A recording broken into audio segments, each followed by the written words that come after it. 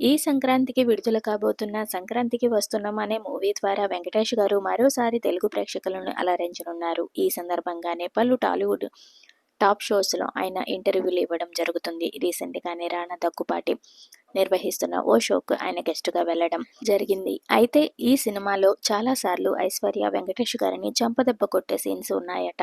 అన్ని టేక్‌లు తీసుకొని అన్నిసార్లు కొట్టవసరం లేదమ్మా, ఒక్క టేక్ తీసుకొని లాగిపెట్టి ఒక్కటి కొట్టు అంటూ చాలా సరదాగా అందుకు సంబంధించిన విశేషాలను పంచుకున్నారు వెంకటేష్ గారు. ఇలాంటి ఇంట్రెస్టింగ్ సీన్స్ ఈ మూవీలో చాలా ఉన్నట్లు మూవీ టీం చెప్పుకొచ్చారు. అయితే రీసెంట్‌గానే రానా తన వైఫ్ మిహికాతో కలిసి ఢిల్లీలో ఫేమస్ అయిన ఫుడ్ కోర్ట్‌ని హైదరాబాద్‌కు తెచ్చే ప్రయత్నం చేశారు.